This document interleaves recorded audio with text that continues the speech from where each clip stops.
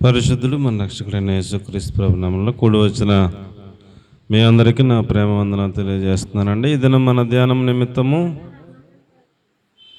రోమాపత్రిక 12వ అధ్యాయం 2వ వాక్యాన్ని కనుక మనం చూసినట్లయితే, సంపూర్ణమైన దేవుని యొక్క చిత్తమేదో పరీక్షించి తెలుసుకున్నట్లు మీ మనస్సులు మారి నూతన మొగటి వలన రూపాంతరం పొందండి అన్నాడు.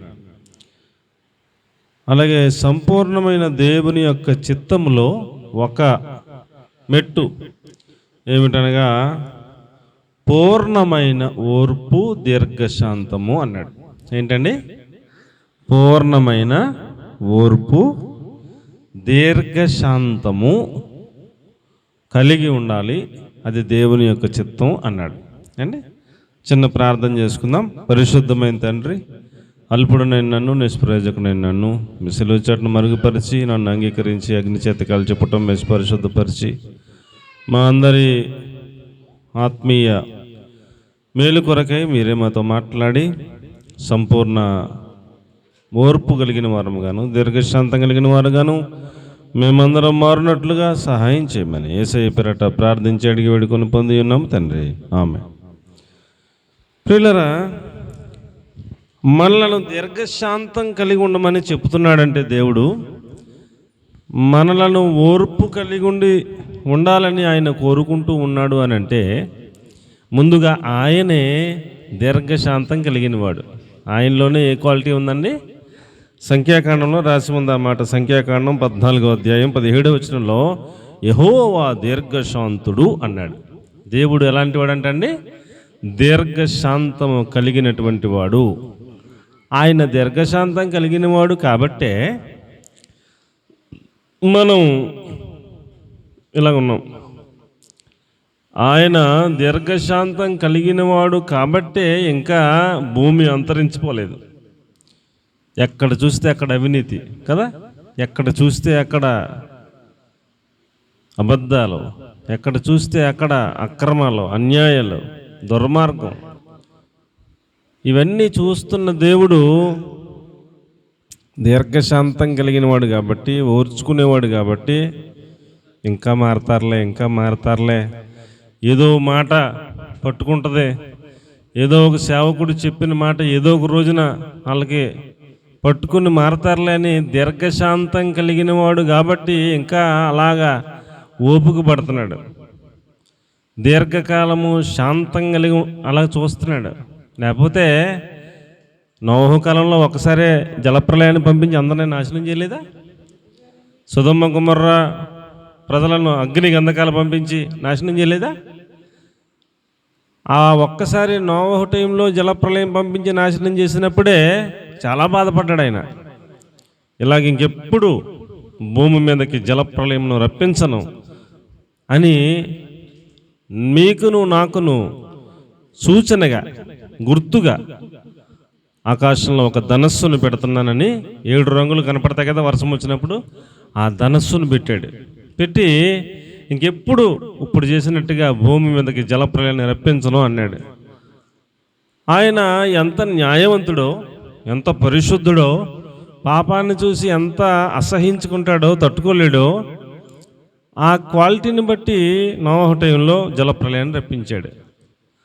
ఆ తర్వాత సొదొమ గొమొర్రా చూసి తట్టుకోలేక సొదొమ గొమొర్రా ప్రజలు ఎలా బతుకుతున్నారంట? చిన్నోళ్ళు లేదు, పెద్దోళ్ళు లేదు, మధ్య వయస్కులు లేదు, ముసలోళ్ళు లేదు, వావి వరసలు లేవు. దేవదూతలు లోతింటికి వస్తే చిన్నపిల్లలు, పెద్దోళ్ళు, ముసలోళ్ళు, మధ్య వయస్కులు అందరు మగోళ్ళు వచ్చి వాళ్ళ ఇంటికి వచ్చి తలుపులు కొడుతున్నారంట. మీ ఇంటికి ఎవరో తెల్లని వస్త్రాలు వచ్చారు, బయట పంపించి వాళ్ళతో మేము పాపం చేస్తాం అంటున్నారు. చిన్నపిల్లలు కూడా. అంటే అక్కడ ప్రజలు ఎలాగున్నారంటే మీరు అర్థం చేసుకోండి, దుర్మార్గం అనమాట అండి. ఇక వావి వరస, మంచి చెడ్డ, అతిథులు, గౌరవం, మర్యాద ఇలాంటివి ఏమి లేవు. ఇక వాళ్ళకి వందనాలు. ఇక వాళ్ళు ఎంత దిగజారిపోయారంటే బహు క్రూరులై దుర్మార్గులుగా మారిపోయారు. ఇక దేవుడు చూడలేక అగ్ని గంధకాలను పంపించి వాళ్ళను అక్కడ నాశనం చేసేసాడు. ఈ రోజుల్లో మనం చూస్తూ ఉంటే ఏండి ఎన్ని అక్రమాలు జరుగుతున్నాయి, ఎన్ని దుర్మార్గాలు జరుగుతున్నాయి, ఎంత పాపిష్టోళ్ళుగా మనుషులు ప్రవర్తిస్తూ ఉన్నా ఆయన దీర్ఘశాంతం కలిగిన వాడుగా అలా చూస్తూ ఉన్నాడు. సరే ఈరోజు కాకపోతే రేపు మారతారులే అని దీర్ఘశాంతం ఆయన కలిగి చూస్తూ ఉన్నాడు. ఆయన దీర్ఘశాంతం కలిగి ఉన్నాడు కాబట్టే అనేక మంది దొంగలు మారిపోతున్నారు. ఆయన దీర్ఘశాంతం కలిగి ఉన్నాడు కాబట్టే అనేక మంది హంతకులు మారిపోతున్నారు. అవునా కదా? చాలామంది సాక్ష్యం చెప్తుంటారు, అంతకుముందు నేను హంతకుణ్ణి, అంతకుముందు నేను దుర్మార్గుణ్ణి, అంతకుముందు నరమాంస భక్షకుణ్ణి, అంతకుముందు చాలా దుష్టుడిగా ఉండేవాడిని, అలాంటి నన్ను యేసుప్రభు రక్షించాడు అని ప్రాణాలకు తెగించి దేశాలు తిరిగి సాక్ష్యాలు చెప్తున్నారు. ఆయన దీర్ఘశాంతుడు కాబట్టే నరకానికి వెళ్ళిపోవలసిన ప్రతి వారు కూడా మార్పు చెంది మరలా ఆ దేవుని ప్రేమను తెలుసుకుని ప్రకటన చేస్తూ ఉన్నారు. మనం కూడా ఆయన లక్షణం మనకు కూడా రావాలని కోరుకుంటున్నాడు. తప్పేమనుందా? ఏమండి, మానవులమైన మనకున్నటువంటి మైనస్ పాయింట్ ఏంటంటే దీర్ఘశాంతం అనేది మనకు ఉండదు. ఏముండదండి అమ్మ? ఏముండదు చెప్పండి, ఏముండదు? దీర్ఘశాంతం అనేది ఉండదు, ఓర్పు అనేది ఉండదు మనకి. ఏమని అనుకున్నామంటే తెల్లారకుండా అయిపోవాల. ఓర్పు, దీర్ఘకాలము సహనం, శాంతం కలిగి ఉండటం మనుషులకి చేత కాదు. దీర్ఘకాలం అంటే ఏంటంటే అర్థం, దీర్ఘకాలిక వ్యాధి అంటారు. అంటే ఏంటి? ఆ వ్యాధి రాకూడదు కానీ వస్తే చచ్చిపోయేదాకా అది తగ్గదన్నట్టు దీర్ఘకాలం అన్నమాట. అలాగే శాంతము కూడా, శాంతము అంటే ఎప్పుడు చూసినా శాంతంగా ఉంటారని అర్థం.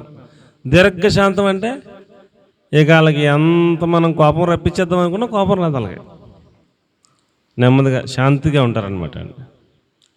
కాబట్టి అలాంటి వ్యక్తులుగా మనం మారిపోవాలి అని ఆయన చెప్తున్నాడు.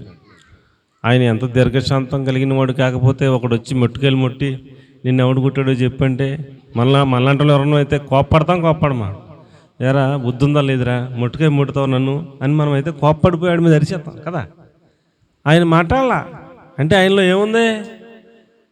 దీర్ఘశాంతం ఉంది, సహించుకునే గుణం ఉంది. ఇంకొకటి వచ్చి గడ్డ పట్టుకునే లాగుతాడు, లాగితే అలా ఎలా ఉంటుంది? జిమ్ పట్టుకుని లాగితే ఎలా ఉంటుందండి? మొత్తం ఇదంతా కదిలిపోయి నొప్పి వచ్చేస్తుంది కదండి.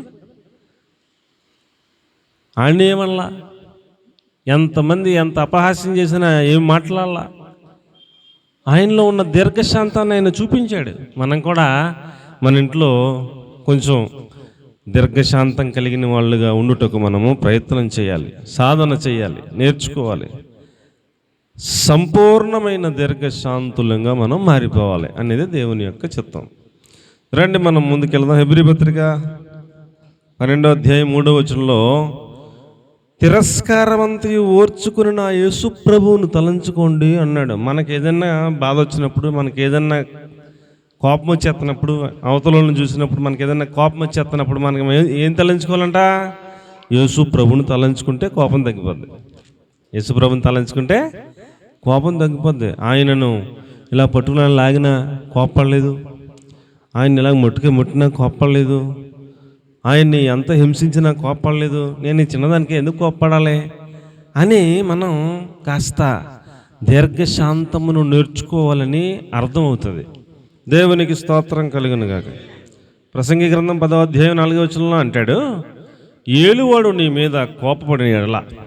ఏలువాడు అంటే ఇప్పుడు మీరు ఒక హోటల్కి పని చేస్తాకి వెళ్ళారనుకోండి, హోటల్ యజమాని ఉంటాడు, పలావ్ సెంటర్ అనమాట అది. పలావ్ సెంటర్ యజమాని అక్కడ కౌంటర్లో కూర్చుంటాడు డబ్బులు తీసుకునే కాడ. మీరు లోపల పలావ్ వండే పని ఒకళ్ళదే, ప్యాకింగ్ చేసే పని ఇంకొకళ్ళదే. ఎవరో వచ్చారు, 20 పొట్లాల్లో మాకు ఆర్డర్ చెప్పారు. ఆయన అంటాడు, అమ్మ 20 పొట్లాలు కట్టించేయండి అంటాడు. అదేదో రకరకాలు ఉంటాయి కదా, 70 రూపాయల రకం, 100 రూపాయల రకం, 150 రూపాయల రకం, 200 రూపాయల రకం, వాటికి పేర్లు చెప్తారు. ఆయన అడిగిన దాన్ని బట్టి ఈయన చెప్తాడు, పలానా రకం కట్టండి అంటాడు. మీరు టపటపటపటమంటే కట్టేస్తుంటారు. ఆయన ఏం 10 నిమిషాల్లో కట్టంలో వెళ్ళిపోతాను అంటాడు. మీరు కడతాం లేట్ అయిపోతుంటుంది. ఆయన వెళ్ళిపోతాడేమో కోపంలో ఆయన ఏదో కసురుకుంటాడు. బాగా స్లోగా చేస్తారు, డామ్ అంటాడు. వెళ్ళవా నువ్వు వచ్చి జీతానికి, మా మీద కోపపడతావు అని ఆయన మీద కోపపడిపోయి నువ్వు ఉద్యోగం దేవతని వచ్చేస్తే ఎవరికి నష్టం? ఎవరికి నష్టం? ఏలువాడు నీ మీద కోపపడిన ఎడల నీ ఉద్యోగము నుండి నీవు తొలగిపోకుము.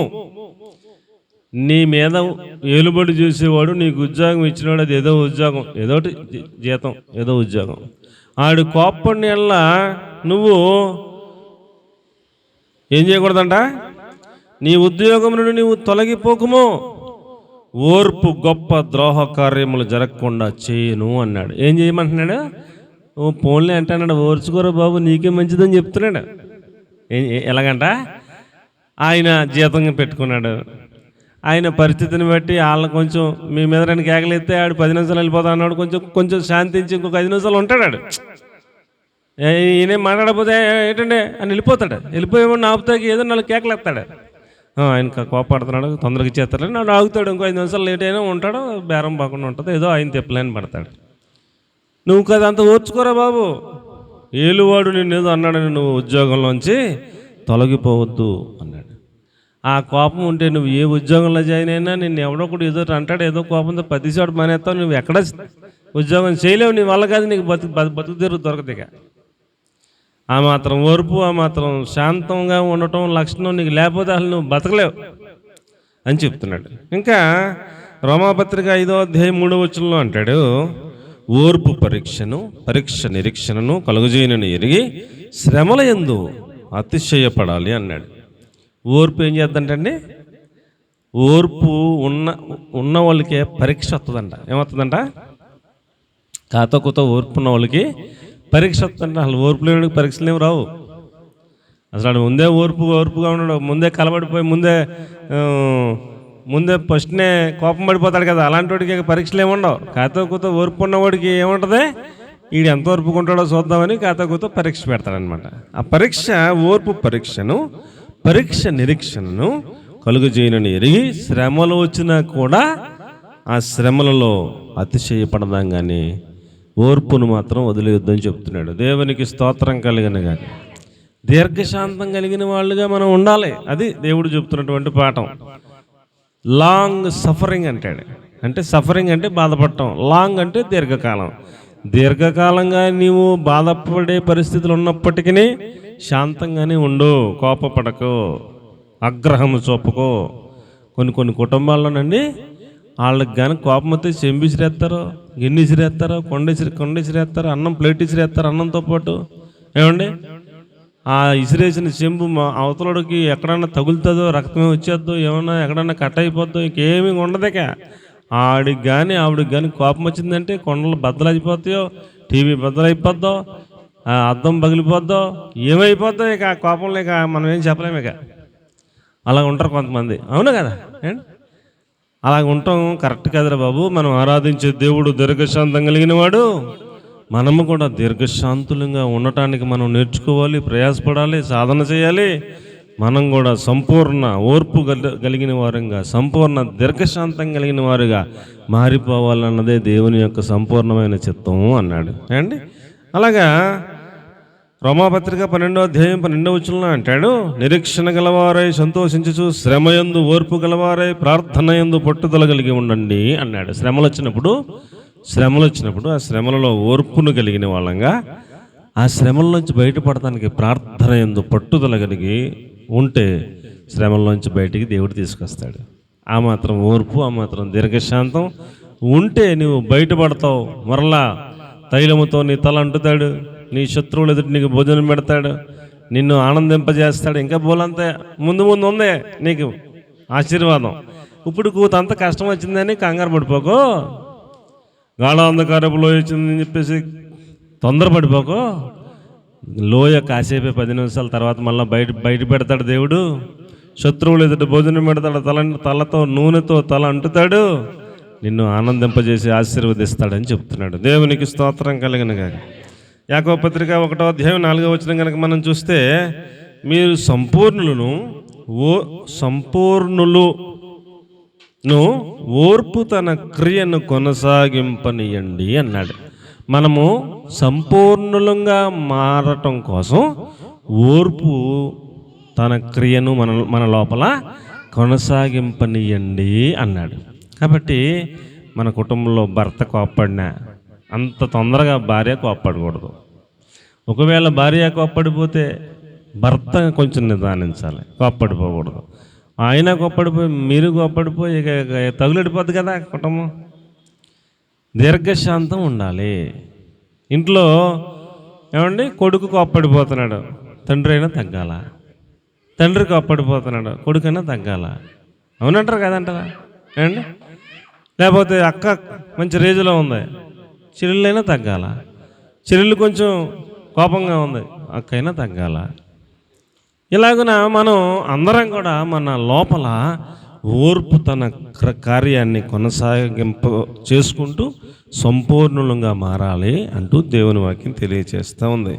ఇందులోనే దీర్ఘశాంతం కనుక మనం సాధన చేస్తే, దీర్ఘశాంతం కలిగిన వాళ్ళుగా మనల్ని మనం మార్చుకోగలిగితే అందులో ఉన్న ఆశీర్వాదాలు చెప్తున్నాడు. సామెతల గ్రంథం 14:29 అంటాడు, దీర్ఘశాంతం గలవాడు మహావివేకి అన్నాడు.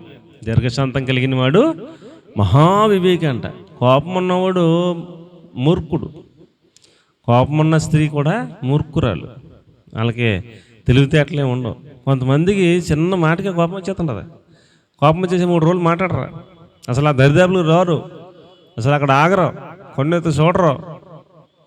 ఎందుకు అంత యాక్షన్ తీసుకున్నామంటే ఏమీ ఉండదు, చిన్న మాట. అది అంత తీవ్రమైనదిగా కూడా ఉండదు. ఉత్తుపోయిన ముక్కు దగ్గరే ఉంటుందంట కోపం. ఎక్కడ ఉంటుందంట కొంతమందికి. అంత అలాగుంటే నీ అంత తెలివితే తక్కువలు ఎవరు ఉండరు. దీర్ఘశాంతం కలిగిన వాడు మహావివేకవంతుడు అన్నాడు. కాబట్టి ప్రియులరా, మనం సంపూర్ణ దీర్ఘశాంతం కలిగిన వారుగా మారాలన్నది దేవుని యొక్క చిత్తం. అండ్ అర్థమైన వాళ్ళకి అర్థమైనంత. కొలసీ పత్రిక 3:12 అంటారు, దీర్ఘశాంతమును ధరించుకోండి అన్నాడు. దీర్ఘశాంతాన్ని ఏం చేయాలంట? మనం వేసుకున్న సొక్కాయలాగా ప్యాంట్లాగా దీర్ఘశాంతాన్ని మనం వస్త్రాలలాగా ధరించుకోవాలంట. అంటే అవతలోడికి మన మీద ఏం కనపడాలా? వస్త్రంలాగా మనల్ని చూడగానే అవతలోడికి ఏం కనపడాలి? దీర్ఘశాంతం కనపడాలి, ఓర్పు కనపడాలి, సహనం కనపడాలి. అప్పుడు మన లోపల యేసుప్రభు అలా చూడగలుగుతారు. అది విషయం. దేవునికి స్తోత్రం కలిగినగా. యేసుప్రభు మన లోపల కనపడాలంటే మనం దీర్ఘశాంతంగా ఉండాలి. అప్పుడు యేసుప్రభు అలా కనపడతాడు మన లోపల. మనల్ని చూసినప్పుడు యేసుప్రభు లాగే ఉండేవాడు అనుకుంటాండే, వీళ్ళు కూడా యేసుప్రభు లాగా ఉన్నారండి, ఎంత ఓర్పు అండి, ఎంత దీర్ఘశాంతం అండి, అయ్య బాబోయ్ అని మహింపరుస్తారు దేవుణ్ణి. అలాగే కొలసీ పత్రిక 3:7-8 అంటాడు, ఇప్పుడైతే మీరు కోపము, ఆగ్రహము, దుష్టత్వము, దూషణ, మీలో బూతులు అను వీటన్నిటిని విసర్జించండి అన్నాడు. దీర్ఘశాంతానికి వ్యతిరేకంగా ఏమంటాయి? కోపం. ఇంకోటి ఏంటది? ఆగ్రహం. కొంతమంది కోపపడతారు. ఆగ్రహం అంటే ఇంకా ఆడు ఆ టైంలో ఏం చేస్తాడో తెలియదు, ఇంకా ఏం మాట్లాడతాడో కూడా తెలియదు, ఏం చేస్తాడో కూడా తెలియదు. ఇంకా కొంతమంది దుష్టత్వం, ఆ కోపంలో ఆడు దుష్టుడిగా మారిపోతాడు. అవతల ఇంకేదైనా చేసేస్తాడు. దుష్టుడు అంటే చంపేసినంత అనమాట. కయ్యని హేబేల్ని చంపేశాడు, అక్కడ రాశాడు వాడు దుష్టుని సంబంధి అయి అన్నాడు. అంటే అంత దాకెళ్ళిపోతాడు అనమాట ఆ కోపంలో. మామూలుగా ఓ మాట అనేసి ఊరుకునేంత కోపం కాదు, లేకపోతే ఇంకా కొంచెం ఘాటుగా మాట్లాడేంత కోపం కాదు, ఇంకా ఇంకా ఇంకా ఇంకా పీక్ స్టేజ్ అనమాట. అంత దుర్మార్గం, దుష్టత్వం. కొంతమంది దూషణ, ఆ కోపంలో ఎదటోళ్ళని ఎన్ని మాటలే బూతులని తిట్టేస్తారు, దూషించేస్తారు, నిందించేస్తారు, అవమానించేస్తారు. అలా బతుకంతా బయట పెట్టించినట్టుగా నువ్వు వెళ్ళండి అంటే మొదలెట్టేస్తారు. ఇంకా బూతులు కూడా ఉంటాయంట అక్కడ. బూతులు అను వీటన్నిటిని విసర్జించండి అన్నాడు. కాబట్టి దీర్ఘశాంతమును ధరించుకున్నాము అని మనం అనుకుంటే కనుక వీటన్నిటికి మనం విసర్జించి దూరంగా ఉండాలి. కొంతమంది ప్రార్థనకు వస్తారు, ఎన్ని సంవత్సరాల నుంచి వస్తారు? 20 సంవత్సరాలు, 25 సంవత్సరాల నుంచి వస్తుంటారు. ఆ వీధిలో, వాళ్ళ ఇంటి వీధిలో కానీ, ఆ పక్క వీధిలో కానీ వాళ్ళని ఎవరన్నా ఏమైనా అన్నారని కానీ తెలిస్తే, వాళ్ళు వస్తానికి ఎవరన్నా పొరపాటున అంటే ఈ 20 సంవత్సరాల సీనియారిటీ క్రైస్తవ్యం మొత్తం పక్కన పెడతారు. ఇక ఉంటుంది మాటలు మామూలుగా ఉండవు. ఇంకా అమ్మ బాబోయ్, చెవులు మనం 2 చెవులు మూసుకోవాలన్నమాట. అలా ఉంటుంది వ్యవహారం. కాబట్టి మన లోపల ఈ టైపు ఉంటే దేవుని నామానికి మహిమ కూడా వస్తుంది. ఇలా చర్చికి వెళ్తారు కానీ బతుకులు మారలేదురా అంటారు ఖచ్చితంగా. కాబట్టి మనము దీర్ఘశాంతం కలిగిన వాళ్ళం అయితే ఈ కోపం ఉండకూడదు, ఆగ్రహం ఉండకూడదు, దుష్టత్వం ఉండకూడదు, దూషణ ఉండకూడదు, బూతులు అసలు మన నోట్లోంచి రాకూడదు. వాటిని విసర్జించిన వాళ్ళమైతే మనము దీర్ఘశాంతం అనే వస్త్రమును ధరించుకున్నాము అని అర్థం. అలాగైతే మనల్ని చూసిన వాళ్ళు దేవునిని మహింపరుస్తారు అండి. ఇంకా కొంచెం ముందుకెళ్తే కీర్తనల 103వ అధ్యాయం 8వ వాక్యంలో కూడా అంటాడు, యెహోవా దీర్ఘశాంతుడు అన్నాడు. మరలా ఇంకోసారి గుర్తు చేస్తున్నాడు, ఆయన దీర్ఘశాంతం కలిగిన వాడు. అందుకని మీరు ఆయన పిల్లలని, మిమ్మల్ని కూడా దీర్ఘశాంతం కలిగిన వారుగా, అది కూడా ఏదో కొంచెం కొంచెం దీర్ఘశాంతం కాదు, సంపూర్ణమైన దీర్ఘశాంతం కలిగిన వారుగా మీరు మారిపోవాలని ఆయన కోరుకుంటున్నాడు. అదే ఆయన చిత్తం అన్నాడు అండి. అలాగే యోబు గ్రంథం 9వ అధ్యాయం 4వ వచనాన్ని కనుక మనం చూస్తే, ఆయన మహావివేకి, అధిక బలసంపన్నుడు అన్నాడు. దేవుడు ఎలాంటి అంటండి? మహావివేకం కలిగిన వాడు, అధిక బలసంపన్నుడు అంట. మనం కూడా దీర్ఘశాంతం కలిగిన వాళ్ళం అనుకోండి, మనం కూడా మహావివేకం కలిగిన వాళ్ళం అయిపోతాం, బలం కలిగిన వాళ్ళంగా మారిపోతాం ఏమండి. ఆ బలం ఆ దీర్ఘశాంతంలో ఉంటుందంట ఏమండి. కాబట్టి ప్రియులారా, సామెతల గ్రంథం 12వ అధ్యాయం 16వ వచనంలో అంటాడు, మూర్ఖుడు కోపపడినది నిమిషంలోనే బయటపడిపోద్ది. మూర్ఖుడు ఒక్క నిమిషంలోనే ఏం చేస్తాడంట? కోపపడిపోతాడంట, బయటపడిపోతాడంట. వివేకి నిందను వెల్లడించక ఊరకుండును అన్నాడు. వివేకవంతుడు ఏం చేస్తాడంట? ఆయన ఎవడో ఏదో అన్నాడు, నిందించారు, ఆ నిందను బయట పెట్టడంట, మౌనంగా అలాగ చూస్తాడంట. అతన్ని ఏమన్నారు? వివేకి నిందని వెల్లడించక ఊరకుండును అన్నారు. అంటే అలాగా మౌనంగా ఉన్నవాడు, నన్ను నిందించాడు పలానాడు అని చెప్పకుండా ఉన్నవాడు వివేకవంతుడు అంటండి. కాబట్టి నిందించాడు పలానాడు అని చెప్తే మనం ఆయన ఏదో చేయమని కోరుకున్నట్టేగా. ఓన్లే నిందించాడు ఓన్లే అని మనం క్షమించేస్తే కదా దీర్ఘశాంతం ఉన్నట్టు. అర్థమవుతుందంటారు నా మాటలో. ఆడు నిందించాడు, ఆడు ఇలా నిందించాడని నువ్వు ఎవరికి చెప్పక, ఇంకా ప్రభా నన్ను ఉత్తుపు నన్ను నిందించారు ప్రభా చూసుకున్నాను దేవుడికి చెప్పేసి కోరుకో, మౌనంగా ఉండు. నువ్వు అప్పుడు వివేకవంతుడిగా మారిపోతావు, నువ్వు బలమైన వాడిగా మారిపోతావు. ఇలాగను మనం సంపూర్ణ దీర్ఘశాంతం కలిగిన వారుగా ఉండాలన్నదే దేవుని యొక్క చిత్తమని మీకు నేను మనవి చేస్తా ఉన్నాను. అలాగే సామెతల గ్రంథం 17వ అధ్యాయం 28, 29లో చూస్తే, మౌనముగా ఉండిన ఎడల జ్ఞానము అని ఎంచబడును, అటివాడు పెదవులు మూసుకొనగా వాడు వివేకి అని ఎంచబడును అన్నాడు. మౌనంగా ఉండటమే జ్ఞానం అంట, పెదవులు తెరవకుండా ఇలాగ ఉండటమే వివేకం అంటండి. కాబట్టి మనం వివేకవంతులంగా, జ్ఞానం కలిగిన వాళ్ళంగా ఉండాలంటే దీర్ఘశాంతం కలిగిన వాళ్ళంగా ఉంటేనే మనం వివేకవంతులంగా మార్చబడతామని దేవుని వాక్యం తెలియజేస్తూ ఉంది. ఇంకొక చోట అంటాడు, శాంత గుణము గలవాడు వివేకము గలవాడు అన్నాడు. ఎవరు వివేకండి? వివేకవంతుడు ఎవరు? శాంత గుణము కలవాడు వివేకి అన్నాడు. కాబట్టి ఎంత శాంతంగా ఉంటే అంత వివేకవంతులు అని అర్థం. ఎంత కోపిష్టలం అయితే అంత అవివేకులు, అంత తెంగరోళం అని అర్థం. అర్థమైన వాళ్ళకి అర్థమైనంత. కాబట్టి ప్రియులారా, మనము శాంత గుణము కలిగిన వాళ్ళం అయితే వివేకము కలిగిన వాళ్ళం అన్నాడు ఏమండి.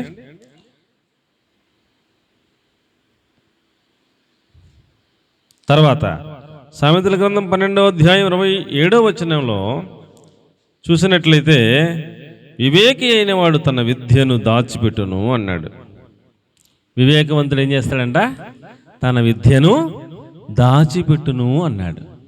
ఇప్పుడు అమ్మ ఒక ఆయన నేను ఎరుగుదును, ఆయనకి ఇంగ్లీష్ వచ్చు, హిందీ వచ్చు, తెలుగు వచ్చు అండి. మామూలుగా కాదు, అనర్గళంగా మాట్లాడతాడు, అచ్చం అమెరికన్స్ లాగా మాట్లాడతాడు. హిందీ అయితే ఫ్లూయెంట్గా మాట్లాడతాడు, తెలుగు అయినా అంత చక్కగా మాట్లాడతాడు. ఇప్పుడు నేను తెలుగుని, నాతో మాట్లాడాలి, ఆయన నాతో మాట్లాడుతున్నారు. ఇప్పుడు నాతో ఏం మాట్లాడాలా? నేను తెలుగుని కదా, నాతో ఏం మాట్లాడాలి? తెలుగు మాట్లాడాలి. నాకు ఇది ఇంగ్లీష్ కూడా వచ్చు, నాకు హిందీ కూడా వచ్చని నాకు తెలవాలని, నేను ఇంత బహుభాష కోవిదున్నని నాతో ఒక తెలుగు మాట మాట్లాడి, ఒక ఇంగ్లీష్ మాట్లాడి, ఒక హిందీ మాట్లాడితే ఆయన పెద్ద గొప్ప ఉండని నేను తెలుసుకోవాలని అలా మాట్లాడితే బాగుంటుందా? నేను తెలుగుని, నాతో మొత్తం తెలుగే మాట్లాడుతున్నాడు చక్కగా, హిందీ మాట్లాడతలేదు, ఇంగ్లీష్ మాట్లాడతలేదు, ఇంకేం మాట్లాడతలేదు. ఆయన తనకున్న విద్యను ఏం చేస్తున్నాడు? దాచిపెడుతున్నాడు. ఏం చేస్తున్నాడు? దాచిపెడుతున్నాడు. ఒక్కొక్కడికి హిందీ 2 ముక్కలు వస్తాయి, ఇంగ్లీష్ 3 ముక్కలు వస్తాయి, తెలుగు మొత్తం వచ్చనుకోండి, వీడి 2 ముక్కలను అత్తమని అంటాడు. నాకు ఇంగ్లీష్ వచ్చానట్టుగా బిల్డప్ ఇస్తాడు, హిందీ కూడా వచ్చానట్టుగా 2 ముక్కలను అత్తమానం మాట్లాడుతుంటాడు కదా. ఆడికి వచ్చింది తక్కువ, ఎగిరి పడేది ఎక్కువ. ఎక్కువ వచ్చినోడు అణిగి ఉన్నట్టు ఉంటుంది అనమాట అండి. కాబట్టి అన్నీ వచ్చిన వాడు వివేకవంతుడు తన విద్యను దాచిపెట్టును. అప్పుడు ఇంగ్లీష్ ఎప్పుడు మాట్లాడతాడు? ఒకవేళ ఇతర రాష్ట్రం వెళ్ళాం, అక్కడ మనం వెళ్ళిన చోట ఒకసారి హైదరాబాద్ వెళ్ళాం మేము. వెళ్తే అక్కడ బస్సు దిగ్గానే ఏదో అవసరం ఉంటుంది కదా, మాట్లాడాలంటే తెలుగు ఎవడు మాట్లాడతలేదు, హిందీ మాట్లాడితే అర్థమవుతుంది వాళ్ళకి. నేను హిందీ మాట్లాడితే సమాధానం చెప్పారు. 2-3 సార్లు మాట్లాడితే వాళ్ళు చెప్పింది నాకు అర్థమైంది, నేను చెప్పింది నాకు అర్థమైంది, నా పని అయిపోయింది, అందరం వెళ్ళిపోయాం. నాతో వచ్చిన పాస్టర్లు అందరూ, అబ్బాయి నీకు హిందీ కూడా వచ్చేటబ్బాయ్, మాకు తెలీదు, ఎప్పుడు మాట్లాడబెట్టి అన్న. అక్కడ అవసరమైంది మాట్లాడాం, అవసరం లేనప్పుడు ఎందుకు మాట్లాడాలి? అంతే కదండి. ఒకవేళ ఇంకో చోటకి వెళ్ళాం, అక్కడ ఇంగ్లీషే మాట్లాడతారు, హిందీ తెలుగు మాట్లాడరు, అక్కడ ఇంగ్లీష్ బయట పెడతాం కదా. ఒక చోట అవతల ఫోన్లో ఇంగ్లీష్లో మాట్లాడుతున్నాడు, యువతలు ఈయన కూడా అమెరికన్స్ లాగా మాట్లాడాడు, అమెరికన్ యాక్సెంట్లో. ఆయన రండి సార్ మీకోసం నేను వెయిటింగ్ చేస్తున్నాను కారు అని కారు దగ్గర నుంచి చూస్తున్నాడు ఎలగలగా. ఈయన నడుచుకుంటూ వెళ్తున్నాడు. ఆ ఇంగ్లీష్ మాట్లాడిన విధానం చేసి ఏ తెల్లదొర ఏమంటాడో ఇంగ్లీషుడు అమెరికా వాడు అని ఆయన ఇలగల చూస్తున్నాడు. ఈయనేమో నల్లగా ఉన్నాడు. దగ్గరికి వెళ్ళిపోయినా ఇంకా ఎవరో వస్తారని చూస్తున్నాడు. ఆయన దగ్గరికి వెళ్ళి ఈయన నేనే అంటే నమ్ముతలేదు. అప్పుడు మళ్ళీ మాట్లాడాక ఫోన్లో మాట్లాడింది మీరేంటి సార్?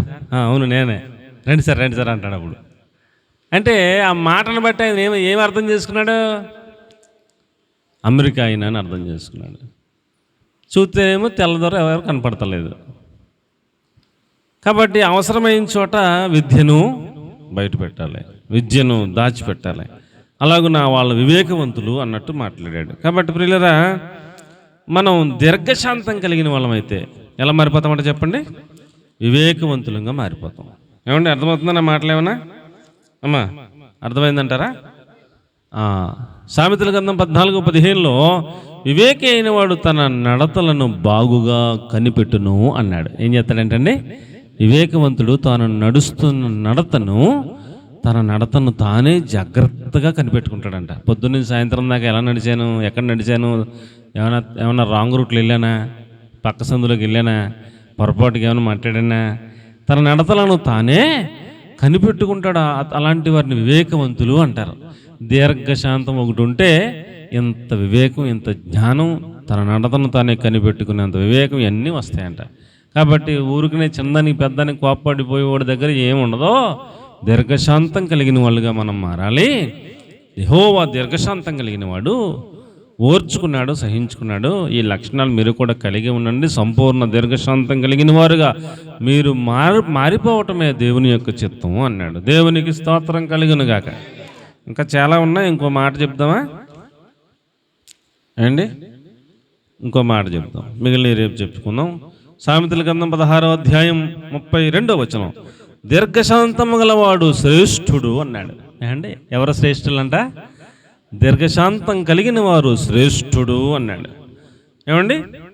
కాబట్టి ఇక్కడ ఒక 100 మంది ఉన్నారనుకోండి, 100 మందిలో ఎవరు శ్రేష్ఠులు అని అంటే, ఈ 100 మందిలో కోపం లేకుండా సహనం కలిగిన వారై ఉండి, ఓర్పు కలిగిన వారై ఉండి, దీర్ఘకాలము శాంతమూర్తిగా ఎవరైతే ఉండగలుగుతున్నారో వారిని శ్రేష్ఠులు అని దేవుడు తీర్పు చెబుతున్నాడు.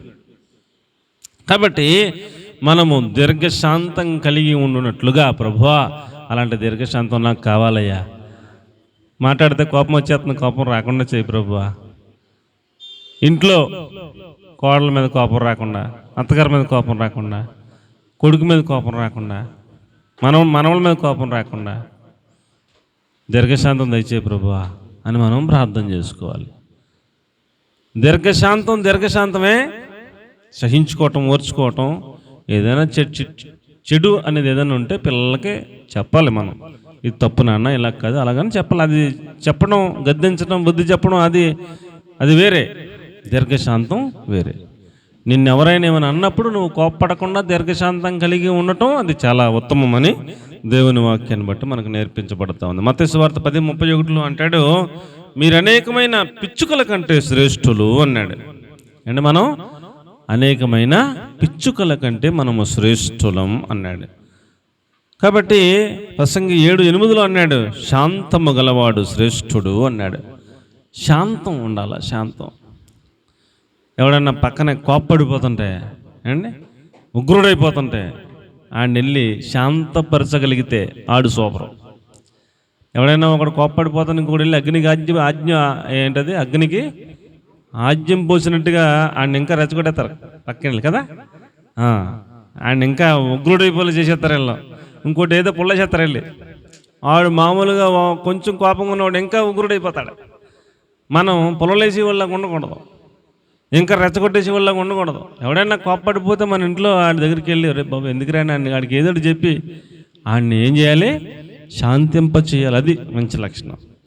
కాబట్టి శాంతము గలవాడు శ్రేష్ఠుడు అన్నాడు. సామెతలు 19:1 అన్నాడు, యథార్థముగా ప్రవర్తించేవాడే శ్రేష్ఠుడు అన్నాడు. ఏమండి? అలాగే హెబ్రీ 11:4 అన్నాడు, హేబెలు శ్రేష్టమైన బల్యర్పణ అర్పించాడు అన్నాడు. మనం దేవునికి ఇచ్చే అర్పణ కూడా ఎలా ఉండాలంటే శ్రేష్టమైనదై ఉండాలి. మన దగ్గర ఉన్న దాంట్లో శ్రేష్టమైందంటే ఇంకా ఏ వంక పెట్టడానికి వీలు లేకుండా ఉన్నటువంటిది. ఉదాహరణకి హేబేలు దగ్గర గొర్రెలు ఉన్నాయి. ఆ గొర్రెలు కుంటిది కాకుండా, గుడ్డిది కాకుండా, తెగిలున్నది కాకుండా, ఏమండి లేతది, చక్కగా పుష్టిగా ఉన్నది, ఏ వంక పెట్టడానికి వీలు లేకుండా దోషము లేనటువంటిది ఆయన మందలో అన్నిటిలోకి శ్రేష్టమైనది పట్టుకొచ్చి బలి అర్పణగా పెట్టాడు. దేవుడు అతడి హృదయాన్ని చూసి అంగీకరించాడు కదా.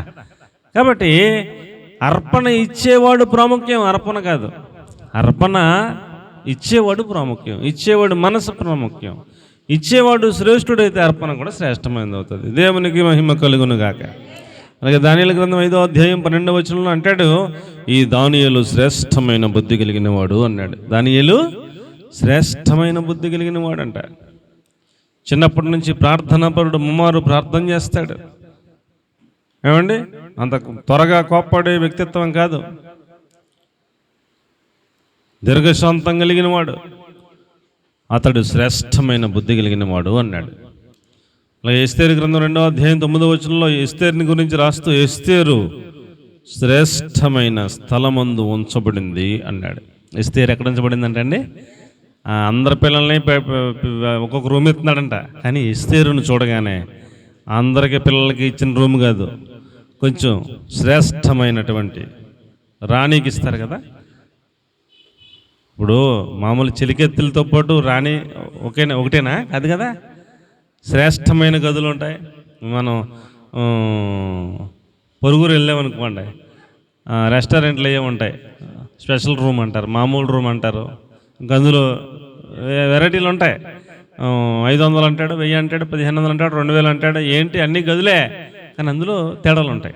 అలాగ శ్రేష్టమైనటువంటి ఆ యొక్క చోట ఈ ఎస్తేరమ్మను తీసుకెళ్ళి ఉంచాడటండి. ఆ బిడ్డను చూడగానే అలాగ శ్రేష్టమైనదిగా కనబడింది ఆయనకి. భక్తి పరురాలు, చిన్ననాటి నుంచి మొర్దెకై సంరక్షణలో పెరిగింది. భక్తి కలిగిన బిడ్డ, ప్రార్థనా పరురాలు, ఉపవాస ప్రార్థనలు చేసే బిడ్డ, తండ్రి చెప్పినట్టు వినే బిడ్డ, తను తాను తగ్గించుకునే బిడ్డ, లోబడే బిడ్డ. ఆ పిల్లలను చూడగానే అతగాడికి శ్రేష్టమైన పిల్లగా కనబడింది, శ్రేష్టమైన స్థలంలో ఉంచాడు. కాబట్టి మనల్ని చూడగానే మనలో ఏం కనపడాలా? దీర్ఘశాంతం కనపడాలి. ఏం కనపడాలి చెప్పండి? దీర్ఘశాంతం కనపడితే మనం శ్రేష్టమైన వాళ్ళంగా మారిపోతాం, వివేకవంతులుగా మారిపోతాం. అర్థమవుతుందండి ఆ మాట అండి. 1 కొరింథీ 13:13 అంటాడు, విశ్వాసం, ప్రేమ, నిరీక్షణ ఈ 3 నిలుచును అన్నాడు. అండి, మనం భూమి మీద ఉన్నాం కదా, మనం చచ్చిపోతాం. మనకి నిలిచేది ఏంటి అని అంటే మన శరీరం సమాధి చేస్తారు కదా. ఏంటి మనతో పాటు వచ్చేది? ఏంటి మనతో పాటు నిలిచేది ఏంటి అని అంటే, మనం ఏ విశ్వాసం అయితే కలిగి ఉన్నామో ఆ విశ్వాసం నిలుస్తుంది, నిరీక్షణ నిలుస్తుంది, ప్రేమ నిలుస్తుంది.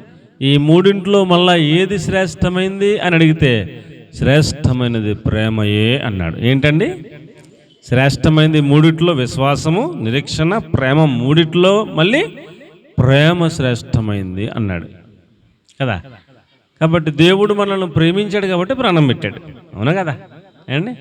మనం కూడా ఎవరైనా ప్రేమిస్తే ఎంత కష్టమైనా భరిస్తాం. అందుకని నిరీక్షణ గొప్పదే, విశ్వాసము గొప్పదే, కాదనలేము. కానీ ఈ రెండింటికన్నా ప్రేమ ఇంకా ఇంకా శ్రేష్టమైన స్థానంలో ఉంది అని చెప్పాడు. కాబట్టి మనం దీర్ఘశాంతం కలిగిన వాళ్ళం అయితే మనం ఏమండి వివేకవంతులం అవుతాం. దీర్ఘశాంతం కలిగిన వాళ్ళం అయితే శ్రేష్టమైనటువంటి వ్యక్తులంగా మారిపోతాం. దీర్ఘశాంతం కలిగిన వాళ్ళం అయితే ఏమండి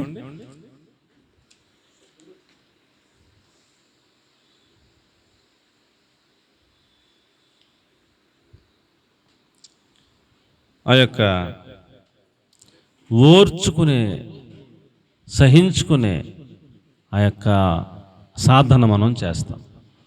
ఇందు నిమిత్తం తేలుచున్న ఫలితార్థం ఏమనగా మనం ఆరాధించేటువంటి మన ప్రభువు దీర్ఘశాంతం కలిగిన వాడు. ఆయన చిత్తం, ఆయన ఇష్టం, ఆయన కోరుకున్నది ఏమిటంటే మనం కూడా దీర్ఘశాంతం కలిగిన వాళ్ళంగా, అది ఏదో కాస్త కొస్త కాకుండా పూర్ణమైన దీర్ఘశాంతము, పూర్ణమైన ఓర్పును కలిగిన వాళ్ళంగా ఉండాలన్నది ఆయన యొక్క సంపూర్ణమైన చిత్తమని దేవుని వాక్యం తెలియజేస్తూ ఉంది. అలాగున మనందరినీ పరిశుద్ధాత్మ దేవుడు సంపూర్ణమైన పూర్ణమైన ఓర్పును దీర్ఘశాంతమును కలిగిన వ్యక్తులనుగా మనల్ని సిద్ధపరచును గాక. ఆమేన్.